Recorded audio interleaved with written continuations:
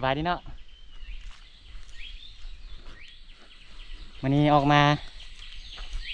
หาอยู่หากินคือเก่าวันนี้มาคือบ่มีเป้าหมายเราไหมเนาะถ้าพี่ว่าสิไปเบิ่งกล่องอ้อยแต่ว่าฝนตกอยู่เลยบ้านจะไปเบิ่งเนาะเดี๋ยวไปเลาะก่อนไปเลาะหาเบิ่งต้นหมากไฮต้นหมากเดือคันบ่มีได้แท้แล้วจึงกลับไปเบิ่งกล่องอ้อยเนาะสิเป็นจังใด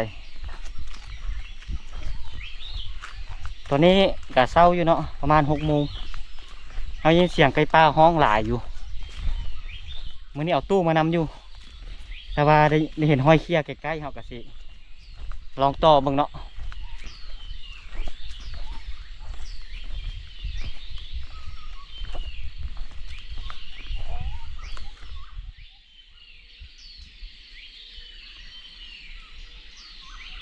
พอดีเนาะเอามาซ้ำนี่นะพอดีเลาะเสียงไก่ป่าห้องอยู่เถอะ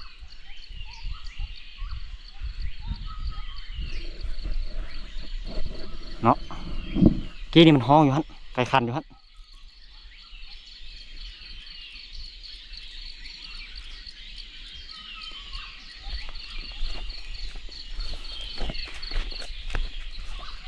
อเคเนาะสิ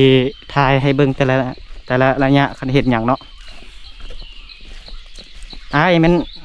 ให้เราไปเบิ่งหมักขีมือนี่นะไปเบิ่งปลาขีบ่ฮู้ว่าสิมีห้อยกินแล้วบ่ส่วนเฮาเลยมันรอหาก่อให้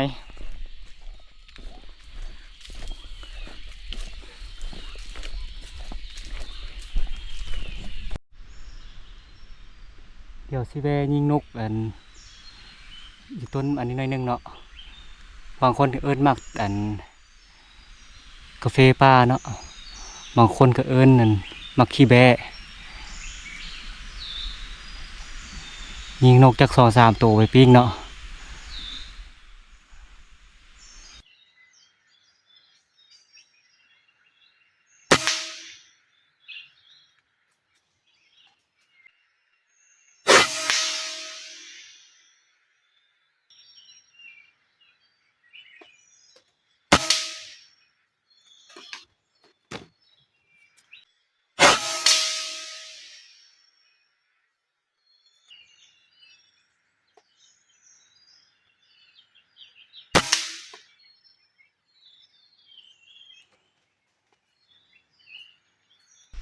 โอเคเนาะยิงนกได้3 ตัว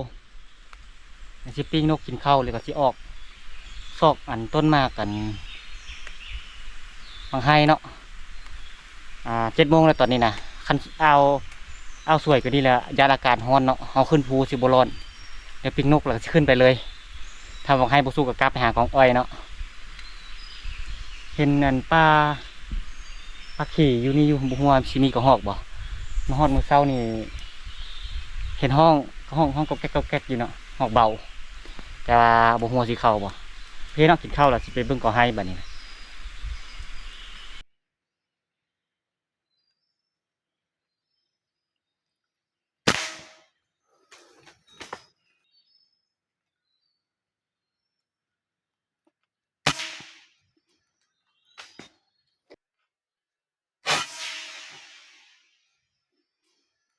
โอเคเนาะยางมาตามทาง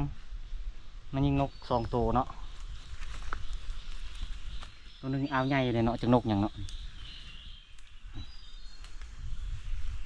ใหญ่ดีอยู่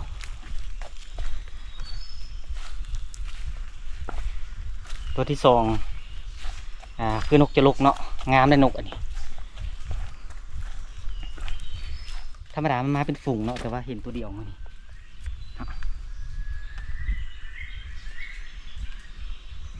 แถวนี้กับป้าขี่หลายอยู่แต่ว่า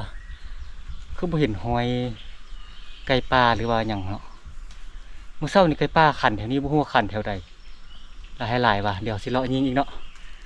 สิติดสโคปเลาะยิงเลยหวังว่าจะมีต้นหมากไม้เฮายิงเนาะถ้าบ่มีหมากไม้ก็สิได้งอกองอ้อยอีกแหละมื้อนี้นะงออ้อยก็บ่มั่นใจเนาะเพราะว่าฝนพรำใส่ยามมันต้นเน่าหมดละ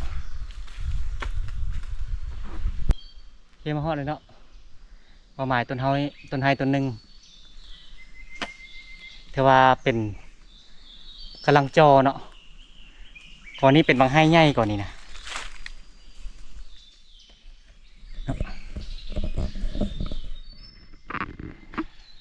ต้นต่ำแต่ว่าเป็นบางไห้ใหญ่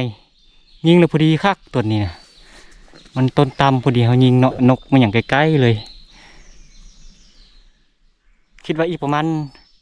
เดือน1 หรือ 2 เดือนเนาะจึงสุกเนาะเดี๋ยวนี้มากซ้ำยังซ้ำโปรมือนี่แต่ว่าต้นนี้หันมากใหญ่ได้มากนะมากประมาณนั่นใหญ่กว่าหัวโปรตีนน้อยนึงเนาะมาเมื่อกี้เนาะเห็นปลาขี่แถวนี้นะเขาเสียงยินเสียงไก่ปลาขันอยู่นี่ขันอยู่ในฮะในแต่ว่าเขาสีอันย่างเขามาโตแถวนี้เนาะไก่ปลาพัดนี่มาตื้นเขาอยู่ต้นเปื่อยนี่โอ้อยากให้ขนาดบินปึ้งนี่เลยพันได้โตซ้ำเนาะโอ้คันโตคือสิมาขนาดไก่ฝูงนึงเนาะตรงมีตัวแม่ตัวผู้หลายตัวอยู่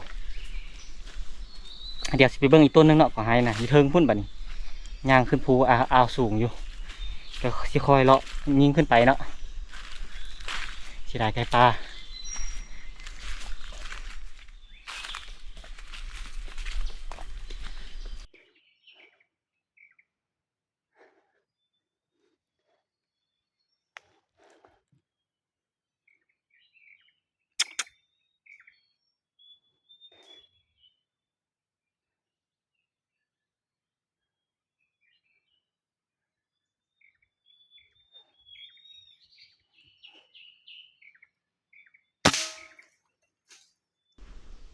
โบเงิดขนาดก็หอกตัวนี้เนาะยิงตกคักเลยนะนี่เนาะนี่เทิงเราตกแพบลงนี่ซอกให้ซอกว่าบ่เห็นโอ้บ่ว่าบ่ตายเนาะตกแพบคักเลยคักว่าซอกผัดบ่เห็นโอ้ยเนาะเป็นยังไงเนาะยามมันเนาะเดี๋ยวขึ้นไปทางเทิงก่อนเห็นนกกันจะลกห้องหลายว่ะไม่แน่ใจว่าไม่มีบางไฮบ่อยู่เทิงกันนะแต่ว่าห้องติดเซิงบ่ห้องนั้นนะก็ให้ตัวหนึ่งถือว่าเป็นอยู่เนาะแต่ว่าวันศุกร์ปกติก็ให้ก่อนนี้เลยแม่นศุกร์ยามนี่เลยแต่เราส่องกล้องเบิ่งนี่ยังหน่วยซัมโปมือหนึ่งคิดว่าประมาณเดือนหนึ่งคือกันเดือน1 เดือนปลาย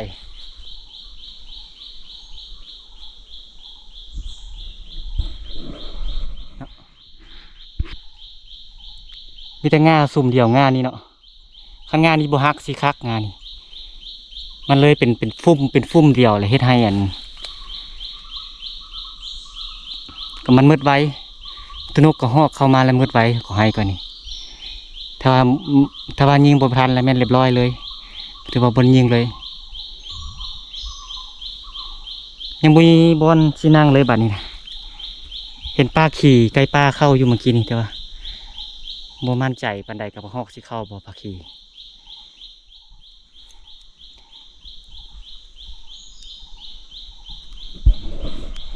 สิเลาะเบิ่งกันเนาะใกล้ก็ขันอยู่เขาต่อบุญยอมเข้ามันมีตัวแม่หลายตัวเกือบได้ยิง2-3 เทื่อนะไกลนะจะให้ขนาดเนาะเดี๋ยวสิรอตื่นจักหน่อยเนาะหาบอลคักๆก่อนคันบ่มีแท้ก็สิกลับไปหากองอ้อยหรือว่าปลาขี่บอลไก่ปลาเข้าเมื่อกี้นี้อาจจะได้ยิงกระหอกเนาะพอดีย่างขึ้นตามภูเนาะมาเจอตัวนี่จักตัวอีหยังเนาะแม่นปูรูบ่เนาะมึงบ่สนใจย่างตัวยุงอันกัดอันนั้นกัดปากก็บ่สนใจเนาะนี่โอ้แม่นสิตายแล้วบ่เนาะ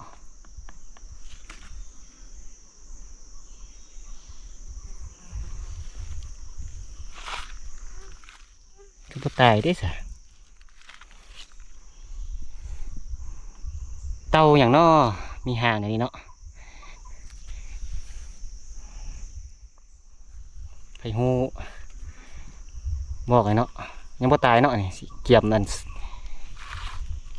เกียมงับเขาอยู่เนาะมันหู้เนาะบ่งับ โอ้บ่ฮู้สิเลาะไปใส่เลยบัดนี้ฮ้อนแท้ฮ้อนว่ะ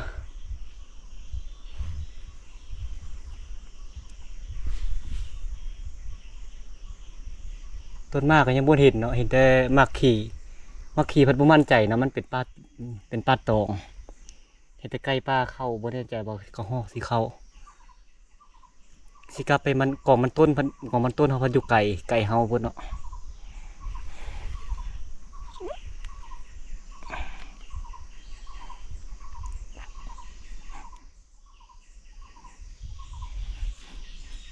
เฮ้ยช่างฝ่ามือเนาะ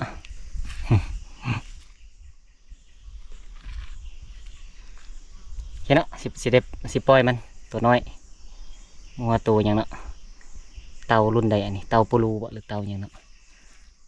แข็งๆอยู่โอ้เมื่อกี้นี้โคตรเหลือใจเลยเนาะเฮามาเจอป้าขี่ตัวนี้เฮาสลาใจหน่อยหนึงเฮาคิดว่าบ่มีไก่ป่าเฮาย่างมาเจอไก่ป่าใกล้ๆนี่แหละประมาณ3 เมตรนี่แหละมันจึงบินโอ้ขันเขาจอกเข้ามาได้ยิงแท้แล้วก็เห็นกันใน2 ตัวเนาะตัวหนึงเขายิงบ่ทันเนาะตัวหนึงเขายิงได้ที่ว่ามาอยู่บ่น่ะกันในเนาะนี่กันในก็ฮอกน่าจะมาอยู่บ่นี่คันว่าบุยบนนั่งแท้สิมานั่งนี่เนาะบ่ฮู้ว่าไก่ป่าสิกลับขึ้นมาบ่แต่ว่ามันสวยแล้วมันสิกินอิ่มหมดแล้วบ่ไก่ป่า5-6 ตัวเนาะตัวผู้2 ตัวตัวแม่3 ตัวโคตรเสียดายเลยเนาะมื้อนี้เจอไก่ป่าประมาณ20 ตัวได้มื้อนี้นะเจอ4 ฝูงได้แต่ย่ออันปืนใส่ยังบ่ได้ยิงจากบาทโอ้ยาเนาะเฮาไปเลาะอีกก่อนไปเลาะเบิ่งมังไห้อยู่กลางสันถ้าบ่มีบอลยิงแท้มานั่งบนนี้ก็น่าจะได้ยิงอยู่นี่เพราะข้างในก็เที่ยวหลายเด้เดี๋ยวกวดเร็วเป็นเป็ดเนาะแค่เนาะตัดสินใจนั่งอันมักขี่เบิ่งจากบ้านเนาะบ่เคยนั่งจากบ้าน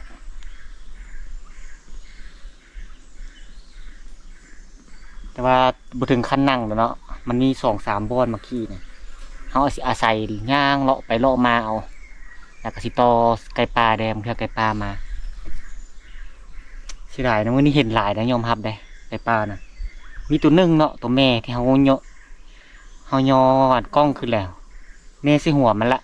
บริทันเกาะแล้วมันหนีก่อนโอ้เสียดายขนาดเดี๋ยวนี้ก็11 โมงครึ่งเนาะคันสิเลาะอีกก็บ่ไหวแล้วเมื่อยเนาะอาศัยดีเลาะตามมักขีนี่เอาเลาะไปเลาะมาตามมักขีนี่เอาเสียงไก่ปลาคัน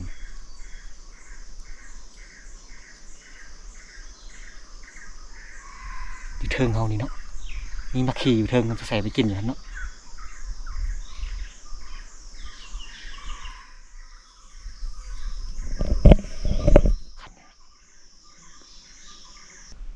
เมื่อกี้นี่ยัน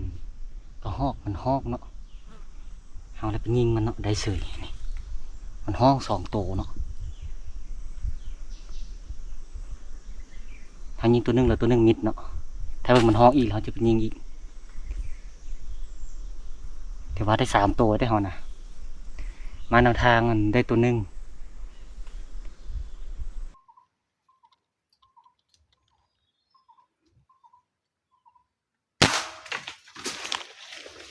เรียบร้อยเนาะก็ฮอก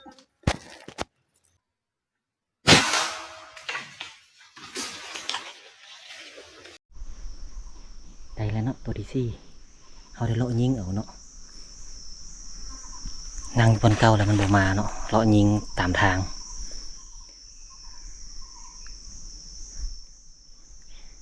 มักขี่มันหลายสุ่มพุ่นเนาะ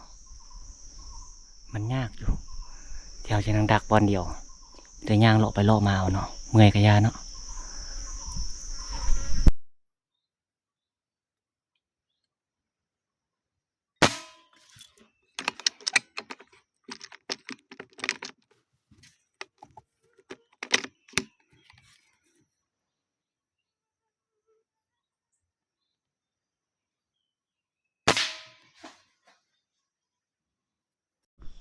โอเคครับแม่เนาะเขานั่งยิงอยู่อันต้นมะขีนี่บ่ถึงกับนั่งยิงเนาะเพราะว่ามันหลายสุ่มเดี๋ยวรอไปรอมาอยู่แต่ยิงเติมอีก4 บาทเนาะ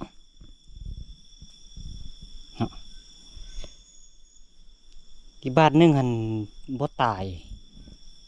ตกลงคักบ่คักแต่ว่าไปซอกบ่เห็นเนาะสิมัน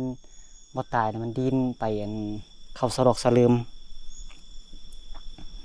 ถือว่าออกหมานได้เฮามื้อนี้เนาะ